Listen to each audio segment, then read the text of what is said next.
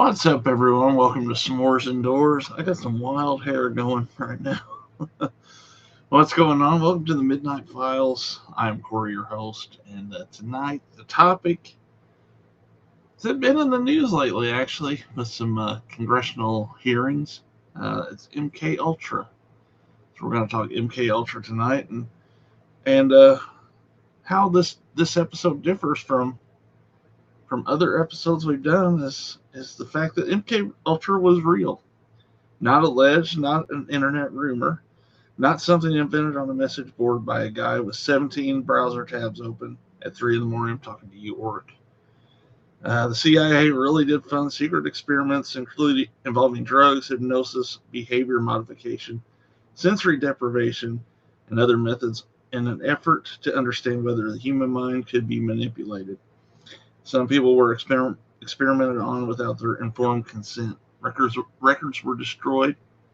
Decades later, major questions remain. And now in 2026, MKUltra is back before Congress. Tonight we're going further because recent testimony has revived disturbing questions involving three names that sound almost impossible in the same story: Charles Manson, Jack Ruby, and a CIA-connected psychiatrist named Louis Jolyon West, better known as Jolly West. So tonight we're asking, how far did MKUltra really go? Did the experiments actually fail? Were the techniques ever tested outside controlled settings? And when the records were destroyed, what exactly disappeared with them? Joining me tonight, as always, we got Flesh Wound Dan. What's up, Dan? What's up? I'm going to just say, before we start, I do believe Cool Duder is an MKUltra experiment, and nobody will convince me otherwise. The hairline is, for sure. So Yeah. that's a definite. So, Dan, before we kind of get started with everything, I know you have kind of a book recommendation, but what's your past knowledge of MKUltra and the history of that? So I will say, since it is the book recommendation that I first heard of this, I'll throw it out there right now. I first heard of this. It was actually a news show. I want to say it was called Disinformation. Okay. And it was even out on DVD. I think it was like a one and done sort of thing. But the reason I watched that was there was a piece on XPW, the wrestling organization that, we all had some ties to. And there was a book not a recommendation, but a segment on a lady named Kathy O'Brien. She was allegedly a CIA sex slave. She was a CIA mind control slave. And there's a book that they talk about. It was originally published in 1995. It's called Trance, as in TRANCE, Transformation, 2 words, of America. And that was something that, quite frankly, I thought it was ridiculous at the time. I thought she was a kook. But then, like, over the years, when I start hearing all of these stories, MKUltra, again, as you said, that's a real thing, and learning more and more about some of the shit that governments do to perhaps, start wars, to do different things, kill people.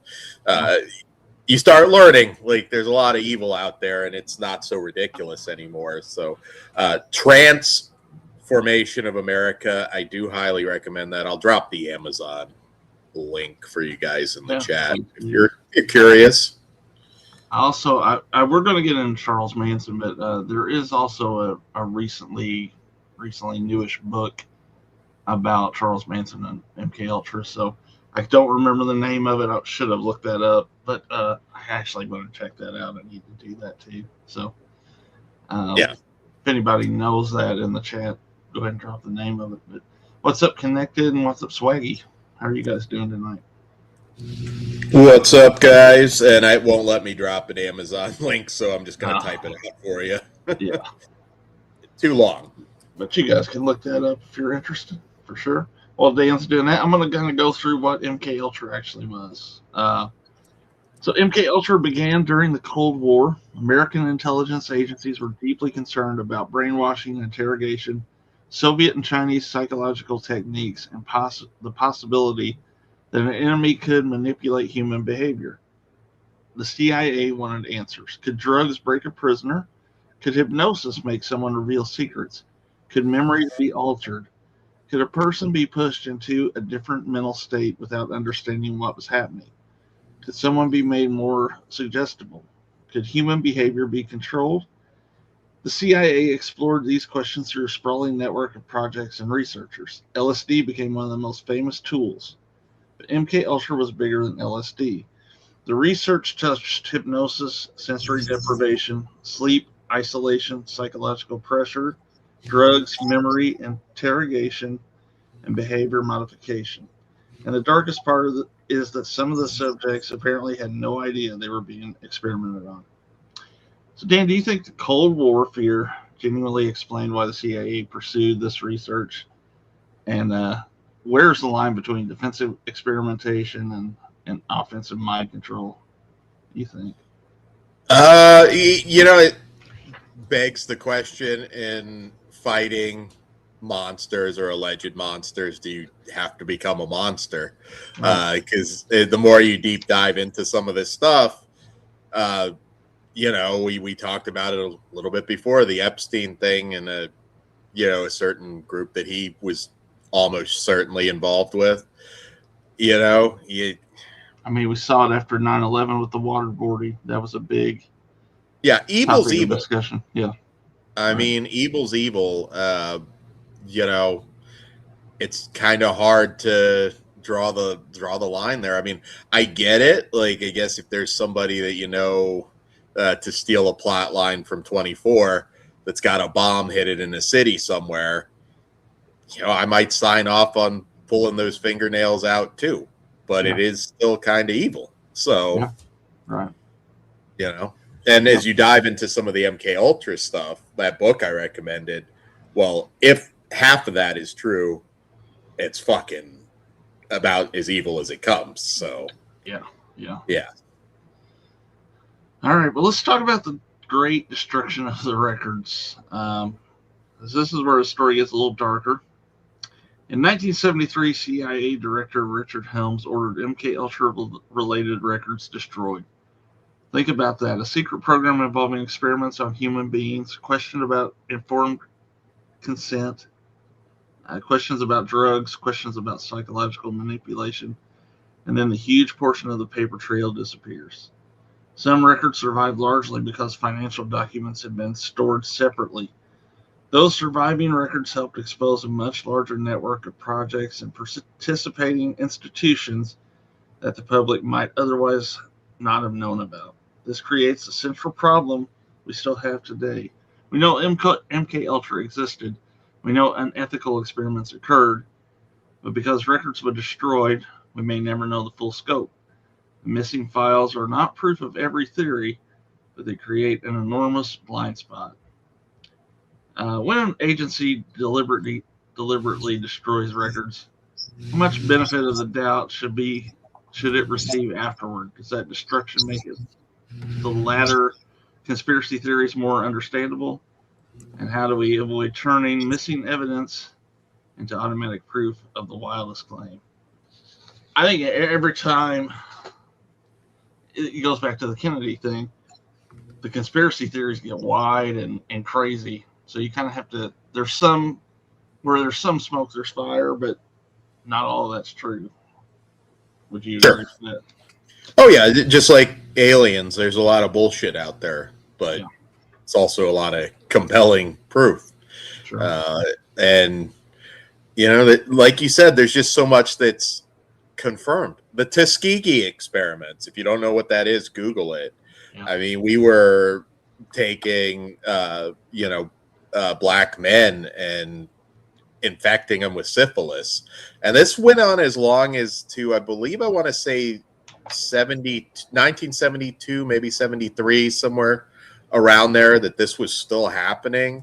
So there's people walking the earth right now that suffered from that, and they're or probably maybe even involved in it. Like it's history is filled with just awful shit, and it's not just us. It's not one country. I mean, it's just ghoulish shit. Elites at the top always kind of look at you as chess pieces and cattle, and that's MKUltra is just like a great example of that. Like, I couldn't imagine doing some of that shit to people, but No.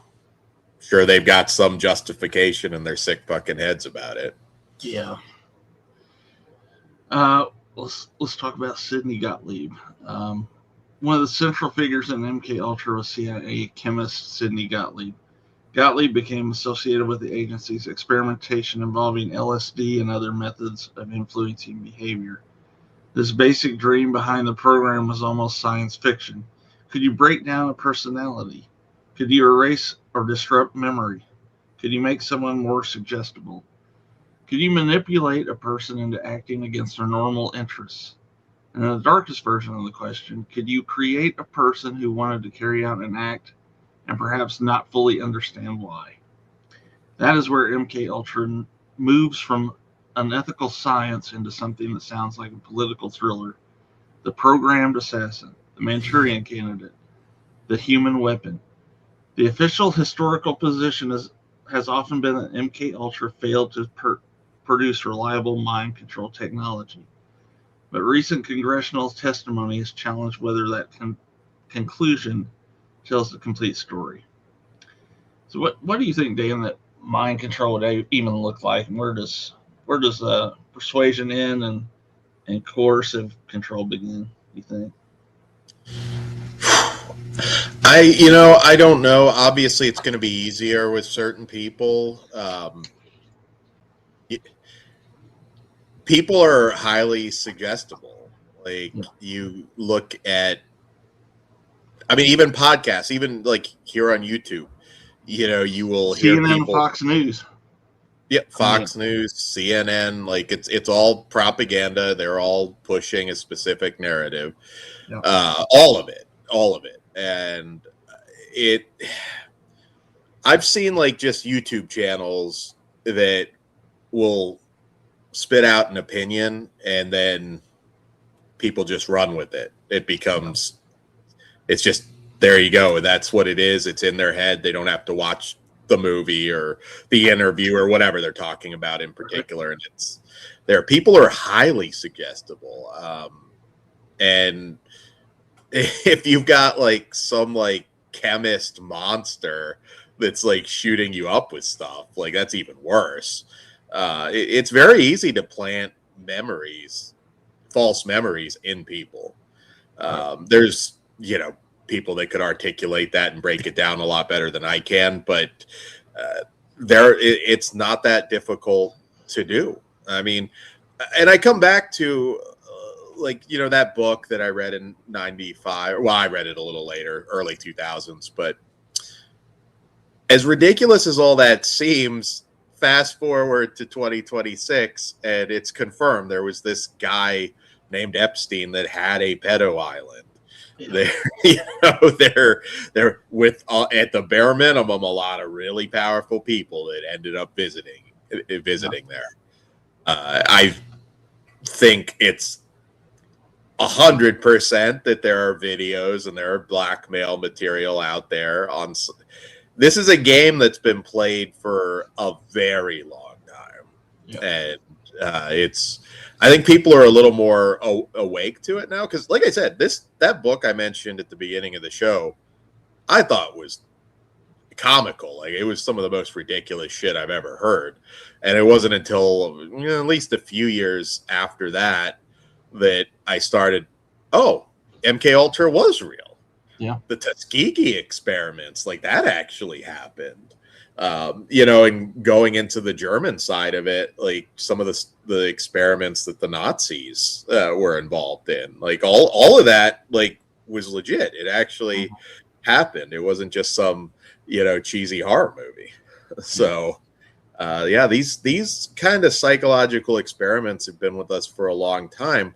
There another aspect, and this really isn't MKUltra directly, but there was all that weird stuff with twins. If you go back in the day, like I believe there's a doc, I think it's called Identical Strangers. I'm not going to spoil the doc, but it's quite three identical strangers. Three Identical Strangers. There you go. Okay. I think I might have recommended it to you during COVID, if I remember right. Yeah, Three Identical Strangers. And when you see the ending of that and who was behind it, like, holy shit. Great documentary. This, again, it's unethical as hell. I think anybody behind it should be locked up. If you're a religious person, they've all punched their card to hell a long time ago. But it's constantly going on. I don't know to what degree now. I mean, some of the twin stuff always seemed kind of kooky. Like, I don't know, twins don't have magical powers, but they separate them because just to figure out if that's painful, I guess, separating twins. I don't know.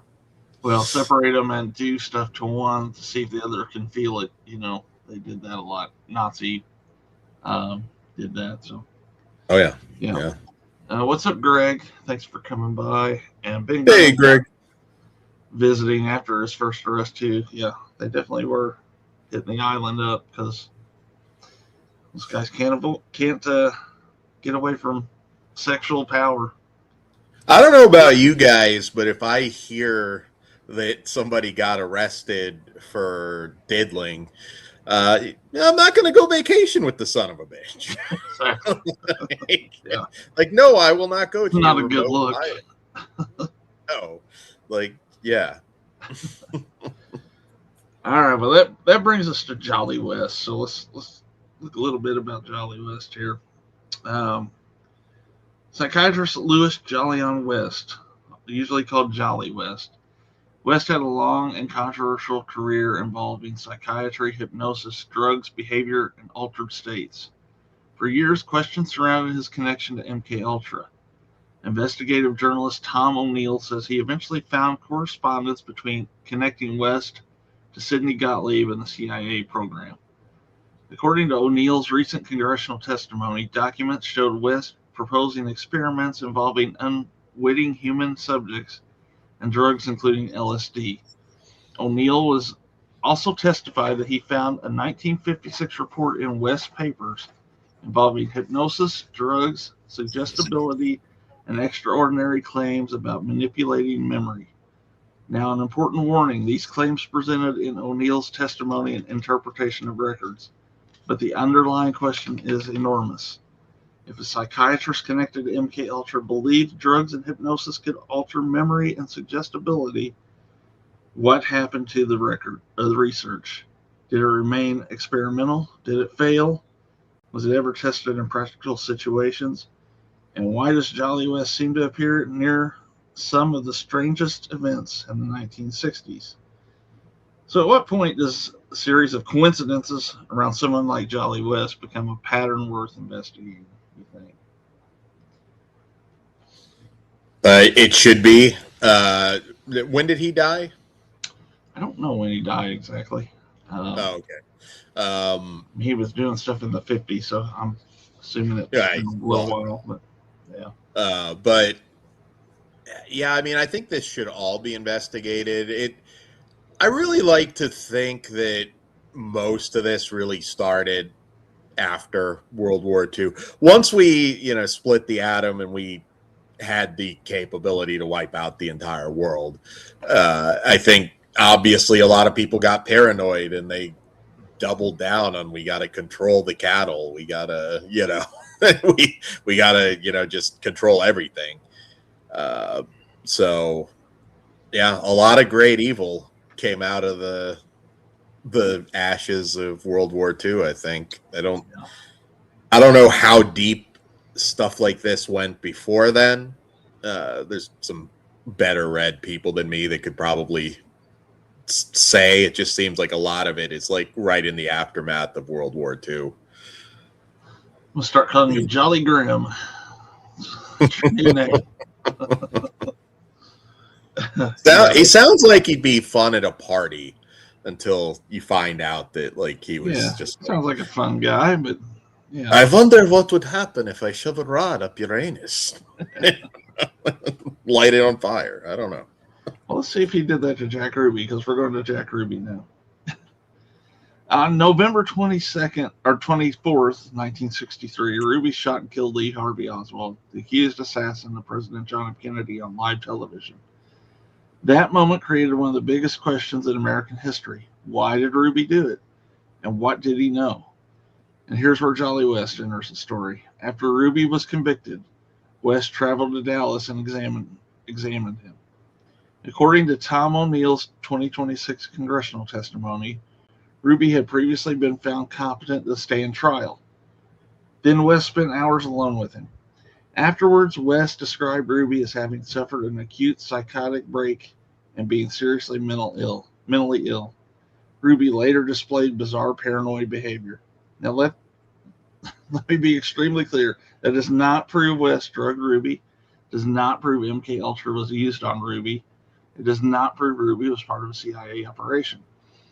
But the sequence raises questions because West had connections to CIA behavioral research that were not publicly understood at the time. And Ruby is one of the most important witnesses in American history. A man who killed the accused assassin before that accused assassin could stand trial. Does West's examination of Jack Ruby strike you as merely historically interesting or genuinely suspicious? I'd say suspicious for sure, as though he might have done something, quite frankly, before. Yeah. It would be my guess. Something like that, I really tend to lean now more and more towards an MKUltra type thing. I don't know. That's not to say there aren't some nuts out there that wouldn't try and take out, a president or a politician, that they don't have to be manipulated in any way. But I think in this case that there was definitely something that was going on there. It was the government. Yeah. Well, this is where the recent testimony becomes especially provocative. O'Neill told Congress that West examined Ruby before Ruby was questioned by members of the Warren Commission. Again, we have to separate fact from theory. The fact is that West examined Ruby. The allegation or suspicion is that West's CIA background makes the timing worthy of deeper scrutiny. And according to O'Neill's testimony, Ruby's ability to communicate later became increasingly compromised by severe paranoia and incoherence. So here's an uncomfortable question. Was there simply a mentally deteriorating prisoner, or did one of the most important pretrial witnesses in the Kennedy assassination pass through the hands of a psychiatrist connected to secret behavioral research at exactly the wrong moment? So, interesting question. Something we can never answer, really. But when you think about it, it's just odd that guy came in and examined him before anybody could really get questions to him. Yeah, like why him? Yeah. Because quite frankly, I think he wasn't a stranger to Ruby. I think that was something that happened a long time ago. Yeah. All right, we're going to California now. And we're going to talk about Charles Manson. Oh, okay. One of the most infamous cult leaders in American history. In 1969, members of the Manson's group committed a series of brutal murders, including the killing of actress Sharon Tate and others at her home, followed by the murders of Leno and Rosemary LaBianca. The established theory is that Manson manipulated his followers through a combination of charisma, isolation, drugs, fear, sex, apocalyptic beliefs, and psychological domination. But investigative journalist Tom O'Neill spent decades questioning parts of the accepted narrative. His research eventually led him to MKUltra and once again Jolly West. Do you think Manson possess some unusual ability to control people. Uh, can drugs and isolation fully explain his influence over followers? Do you think that people still, and why do you think people are still so unsettled by the question of how he convinced others to kill? I think part of it is just the cult of personality. I mean, it's a movie star in LA murdered. That was a big story, and it was the end of it was like the end of the run of the hippie revolution, whatever you want to call it. Well, I mean, people were really afraid of that back then. If you go to like my dad's generation, like back then, if you had long hair, it was enough for somebody to, look at you cross-eyed. It's, Manson's a weird one. I think there's direct evidence now that that there was some MKUltra stuff, LSD experiments going on with him. Yeah. I think I don't remember. I'm forgetting your guest's previous name, but you had a guest on the show years ago. I don't know if you guys got into that or not. The guy that knew Manson. Oh no, we didn't, because it wasn't really on my radar, this whole topic at that time. So yeah, I wish it had been. It'd be interesting to have him back, and know what Manson might have said to him. It's kind of the perfect crime in a lot of ways, because I mean, anything that Manson's going to say about it, it's like Manson comes up for parole and he's just carved a fresh like swastika in his skull. It's like, oh yeah, no, I'm probably going to take anything you say with a grain of salt. I don't know. Some of the motive with that is weird, but I do believe that there were just like, hey, let's just see what happens. Let's poke inside this guy's head and let's see what happens. Let's dive a little deeper. So according to O'Neill's congressional testimony, Jolly West was connected to research activity around the Haight-Ashbury counterculture scene in San Francisco. West was interested in studying hippies, drugs, group behavior, and the strange social experiment, a strange social environment developing during the Summer of Love. Manson and his emerging group were also moved through that world. O'Neill testified that West and Manson crossed paths geographically through the same free medical clinic environment, though O'Neill openly acknowledged he could not prove he had put West and Manson together in the same room. That distinction matters. There's no proven document saying Charles Manson was an MKUltra subject. There is no established proof that the CIA programmed Manson. But there is a disturbing overlap of people, places, drugs, research, interests, and time. And that overlap is exactly why the theory refuses to die. So, in the same area, to be determined whether, they were linked or... It is odd, just happened to be in the same spot, Yeah. Strange. Like you said earlier, just like that guy is the one that went to see Ruby. Yeah. I don't know. So let's talk about Manson, and did he recreate that experiment? Here's the really unsettling comparison. Look at the techniques associated with efforts to manipulate behavior.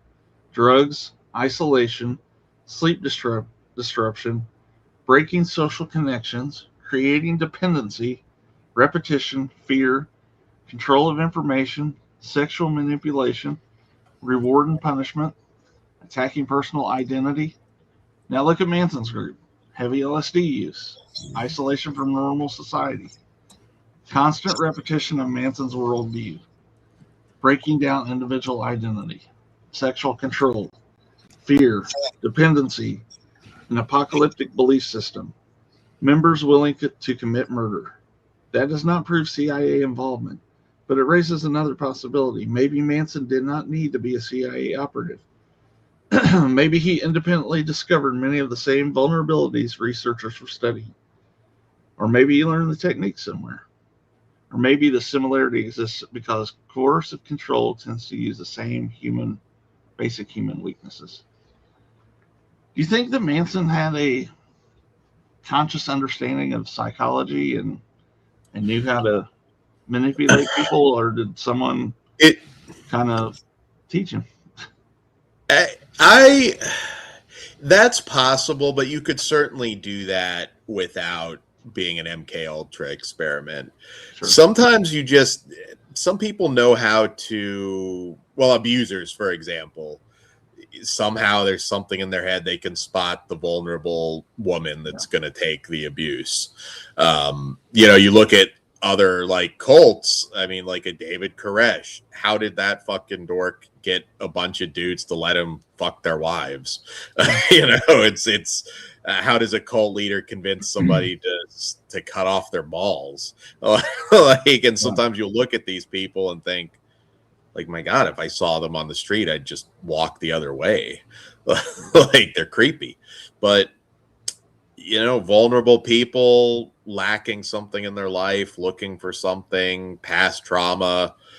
There's a lot of scumbags that know how to sort of insert themselves in there and make them think they can make everything better.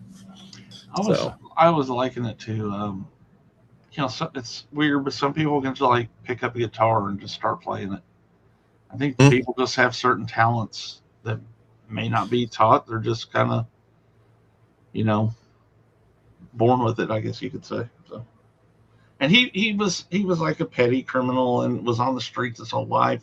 He had to learn how to kind of use his charm and all that to. Yeah, Manson's a weird one because I think, again, it was a different time. Like, we look at him as like kind of like a borderline midget, like homeless man. Like, how did he manage to, convince, get all that crazy hippie poontang? It doesn't always make sense, but I had a buddy whose mom had like a lifelong crush on Nick Nolte. So who's to say? It's a little different. Times change. I don't quite get that mugshot. So yeah, he does certainly have a charisma about him. And if you're some stoner hippie chick just ran away from home, it doesn't necessarily take that much. I mean, cult of personalities everywhere. We on YouTube, not in a sinister way, but like there's some people who can spout certain things, and then that just people are suggestible. That's what's in their head, and they just start parroting what they hear. So human beings, at least a lot, are very easy to manipulate. I've done it in the poker world.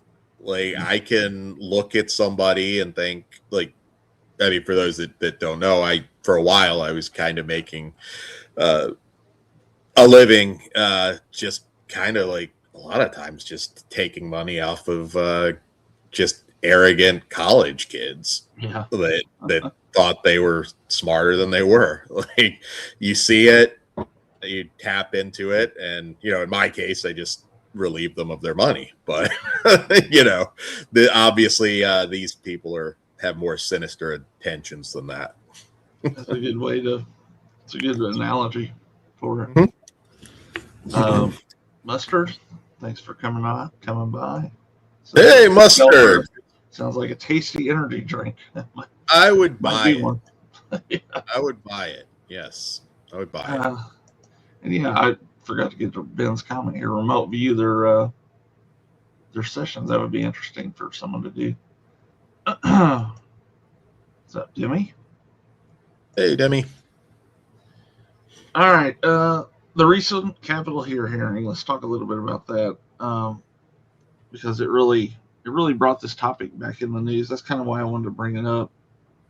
On June 30th of 2026, the House Oversight Committee's task force on the declassification of federal secrets held a hearing specifically about MKUltra. The title was Mind Control and Accountability, uncovering the truth of CIA's MKUltra project. This is not a podcast title. This was a congressional hearing. The witnesses included investigative journalist Tom O'Neill, historian Stephen Kinzer, and researcher Dr. Elizabeth Ginsey. Chairwoman Anna Paulina Luma used the hearing to focus on the destruction of records, the treatment of victims, and the lack of full accountability. And suddenly, stories that had lived for years in books, documentaries, and conspiracy circles were being discussed on Capitol Hill. It's pretty amazing to catch some of those clips of that, and just to hear Manson and Jack Ruby talked about in that way in Congress. Oh yeah, no, like a lot of this, it was just a fringe sort of groups that weren't taken seriously that were talking about this, and much like aliens years ago, Oh yeah, no, absolutely, and I really feel like at this point we've proven that there aliens do exist. I think there's enough evidence out there that kind of at this point proves it. Again, a lot of bullshit out there too, but what up, Jay? What up, Ghost? Yeah, what's up, guys? What that I missed? All right, let's talk about what O'Neill told Congress. His testimony brought together several threads: his investigation into Charles Manson, his discovery of documents relating to Jolly West to Sidney Gottlieb, his claims about research in hypnosis, suggestibility, drugs, and memory, and West's later examination of Jack Ruby. Again, this does not mean Congress proved a Manson conspiracy, does not mean Congress proved Jack Ruby was manipulated. A witness presenting evidence and allegations is not the same as final factual determination. But for decades, these connections were treated as fringe material, like you just said. They are now part of the congressional record. That is pretty significant. So, it's interesting to see. I'm gonna keep going here, and my mouth is going dry. No, governments are evil. Yeah, is kind of the conclusion here. Let's talk about if MKUltra actually failed. One of the biggest questions is whether MKUltra actually failed. The standard story is that an agency experimented with drugs and behavior but never achieved reliable mind control. Maybe that is true. Human beings are messy. LSD is unpredictable. Hypnosis has limitations. People do not behave like programmable robots. But what if the goal was not perfect control? What if partial success was enough? Making someone confused, increasing suggestibility, breaking resistance, creating false memories, disrupting identity, making interrogation easier, destabilizing a target. These outcomes are less dramatic than a remote-controlled assassin, but they may also be more realistic. Do you think that we define mind control too narrowly by imagining a perfectly programmed human robot? Do you think it could be just kind of have a little control over someone? I don't think it's very hard to control someone in a lot of cases. I mean, I often wonder, I think MKUltra, maybe it's been renamed, I don't know. I still think it exists, but I think most of it's online. Why do you have to actually have a physical person? You can completely manipulate somebody online. Again, it's not hard to recognize it, just like it when I played Hold'em and I'd see somebody stupid, like I know over the long haul I'm going to get all of the money that guy's got. Yeah, you recognize it. That's fair and square. I mean, I'm not but it's the same principle. So yeah, it's not hard. You go on some message boards, you spot some nutter, you start feeding them a few things, and then that person's going to try and take out your target. Yeah. Like I don't really think that's all that crazy. It wouldn't be difficult to do at all, and you wouldn't even have to identify yourself as, Big Brother.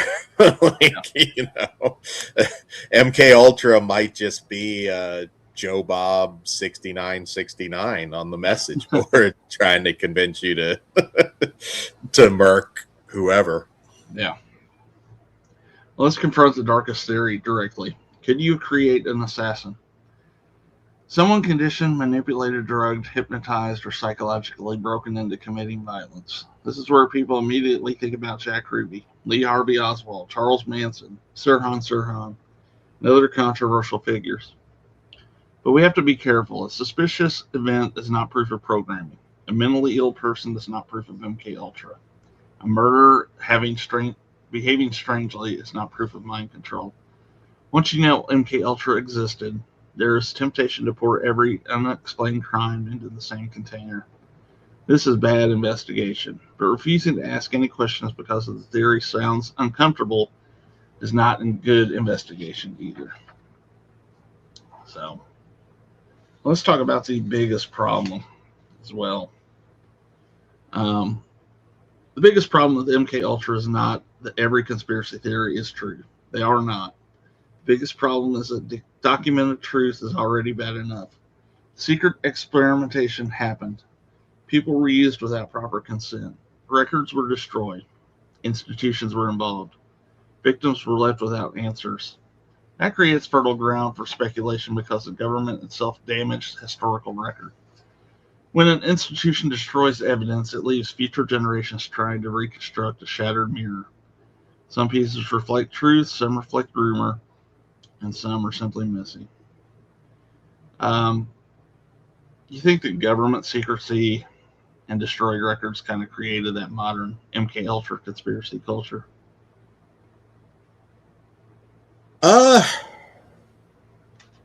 That's interesting. I mean, I don't know, because it's existed quite a long time now. I'm trying to really think. Maybe somebody out there that was more in tune to this before I was could, like, when was MKUltra really like first in the public consciousness? It's a good question. Like, definitely by the 90s it was out there. Mm-hmm. It takes somebody older than me that could really remember back further, but Yeah. I mean, the government lies to you all the time, so Yeah. I a lot of this stuff right now, like the Epstein files, like I'm 100% convinced that there's certain names that well, we know they're involved, but I fully know that there's videos and direct proof of a lot of these people that's never going to see the light of day. And there wouldn't be any papers on it anywhere. So I think it's just, in general, we know the government lies to us all the time. So that created it. I don't know when exactly it became, I guess really it's become mainstream in the last decade, I would say. Yeah. Yeah, it probably began. I mean, I wouldn't be surprised if some of the Nazis we had over here helped kind of develop it. No, I mean, we had help with them on the bomb. Yeah. I mean, And what's for up, sure. Drew? Good to see you. Hey, Drew, what's up? Well, let's do my little final moment here. I'll do my best, Jerry Springer, and wrap this thing up. We know MKUltra existed. We know records were destroyed. We know Jolly West had connections to CIA behavioral research. We know West examined Jack Ruby. We know Tom O'Neill has spent decades investigating possible overlaps involving Manson, behavioral research, and the intelligence world. And we know that in 2026, Congress reopened the subject in a public hearing. What we do not know is where coincidence ends and hidden history begins. So after we've talked all this stuff, Dan, What do you think was the ultimate goal of the MKUltra program? You think?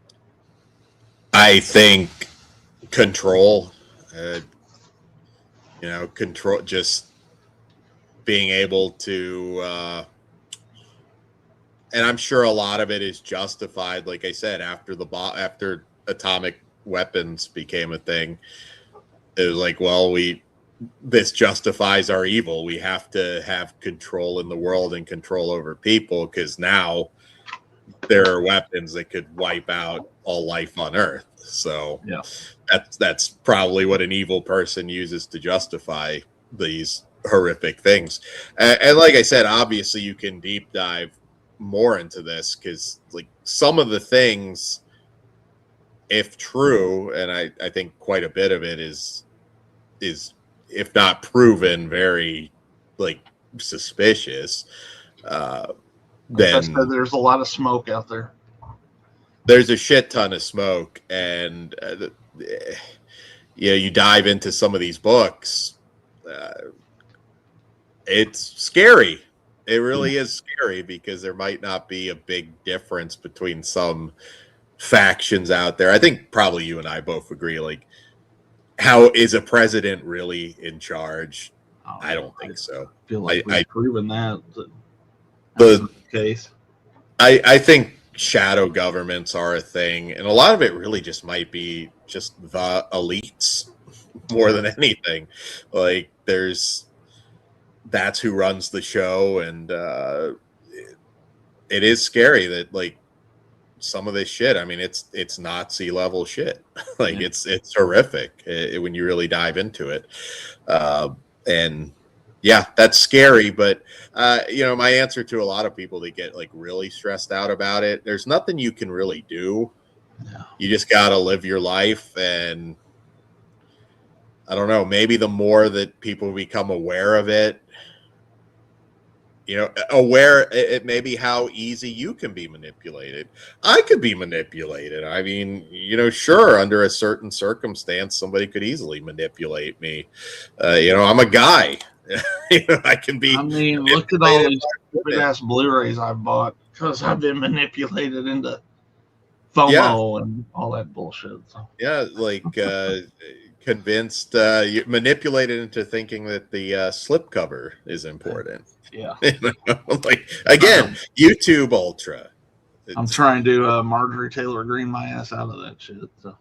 Yeah, well, I mean, again, something like that, like film, brings me joy in my life. A lot of it, you just got to live your life. Like, it is a weird feeling when you do kind of have that realization that, like, yeah, the not just my government, just governments, the powers that be, like, might be really fucking evil.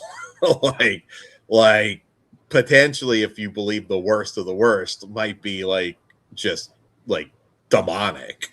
That's scary, but you keep living your life. You try and live it well, help the people around you the best you can, and that's all you can really do. You're not going to be able to Chuck Norris your way out of getting rid of these people. So that's all you can do.